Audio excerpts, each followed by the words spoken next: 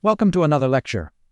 I am your host, Professor Alexei, and today we delve into a strikingly dark chapter in South Korea's history, dealing with brothers' home human rights abuses. Hello everyone, I'm Priyanka, a curious doctoral student eager to learn more about this troubling yet important subject. Let's explore how a welfare establishment transformed into a site of widespread human rights violations. Let's get started. As we talk about Brothers' Home, a facility in South Korea officially termed a welfare establishment, it's crucial to understand that it operated more akin to an internment camp. Here, many vulnerable individuals, who were, in fact, very innocently leading their lives, were subjected to coercion and brutality, cloaked under the guise of welfare.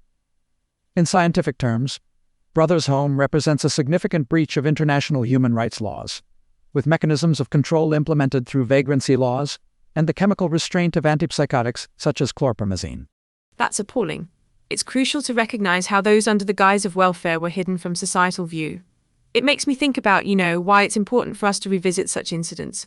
What are the stakes involved here, Professor? Next, we shall explore the relevance. Essentially, examining Brothers' Home shines a spotlight on systemic human rights abuses that can stem from government policies. This sheds light on the historical misuse of welfare as a means of social control in post-war South Korea, which carried the far-reaching ambition of cleaning urban centers for, let's say, a refined international image. In fact, historical accounts illustrate a systematic cover-up, masking the extent of abuse, which invites us to scrutinize the power dynamics perpetuated by state mechanisms, especially during the era of leaders such as Park Chung-hee and Chun Doo-hwan. In simpler terms, what we observe here is an institution that functioned under an insidious dual facade.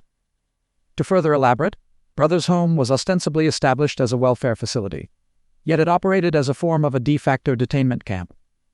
It's intriguing and, at the same time, deeply unsettling to think about how this was South Korea's largest among 36 vagrant detention facilities, earning the grim moniker of Korea's Auschwitz, due to, clearly, the systemic brutality faced by its inmates. Chronologically speaking, its origins trace back to 1960, when it initially commenced operations in Bizen as Brothers' Orphanage. However, in 1970, the Social Welfare Services Act widened the spectrum of institutional intervention to comprise vagrants. Fast forward to 1986, when inquiries unveiled the harsh abuses prevalent in these facilities, as revealed by investigators like Kim Yong-won. Isn't it interesting how such a grim reality was, for the most part, overlooked? Why does this consider state mechanism resonate with you, Professor? You see, on a personal note, as someone who grew up during a time of great political tension and change in Eastern Europe, I've witnessed firsthand how state control can shape societal norms and individual lives. This brings us to the larger questions surrounding government's scope of power and individual rights. It's important to understand how history repeats itself in settings, though different in detail, similar in essence. Now, moving forward, let us tackle the grand questions posed by these revelations.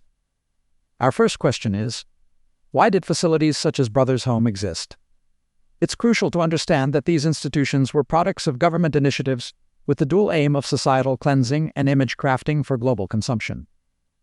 In this context, perhaps we observe that post-war South Korea's policy decisions were driven both by a strategic effort to showcase orderliness and by a deeper authoritarian grip, most notably under Presidents Park Chung-hee and Chun Doo-hwan. It makes me wonder, about the government's responsibility in creating such policies. How did the international community react, if at all, during that time? Well, naturally, diplomatic considerations along with issues of national sovereignty complicated widespread international intervention at the time.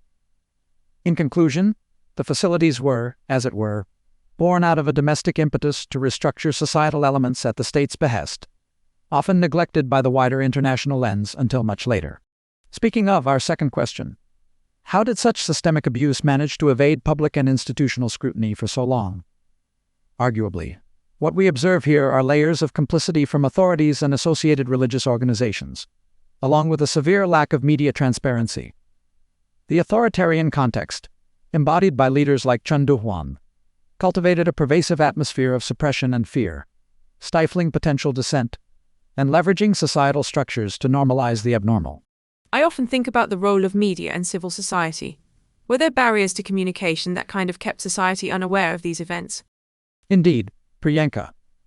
The communication landscape back then was heavily controlled. The government's firm grasp extended over information dissemination channels, thereby stifling any awakening public outcry. This totalitarian control fostered an environment where irregularities could persist unabated beneath the facade of nationalistic fervor. Now, as we continue, let's transition to our third grand question. What ramifications do episodes like that of Brothers Home have for contemporary human rights protocols?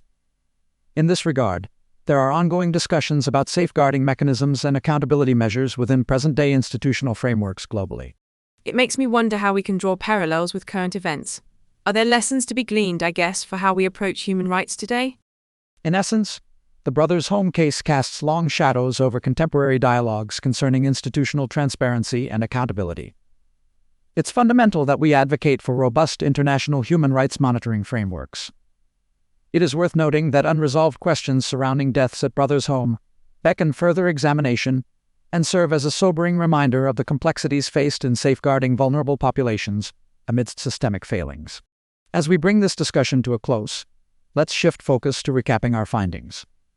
We started with the understanding that Brothers Home operated under the guise of welfare, but was, in truth, a mechanism of coercive confinement. Through our exploration, we delved into how governmental strategies distorted the welfare system, allowing abuses to persist unchecked, with broader implications for global human rights practices. Yes, and the professor's analysis kind of led us through thought-provoking discussions reflecting on authoritarianism's impact on human rights and the evolution of international monitoring bodies. Thank you, everyone, for joining us on this exploration. Thank you for listening. We encourage you to pursue further study into these complex dynamics. And until next time, keep questioning and learning.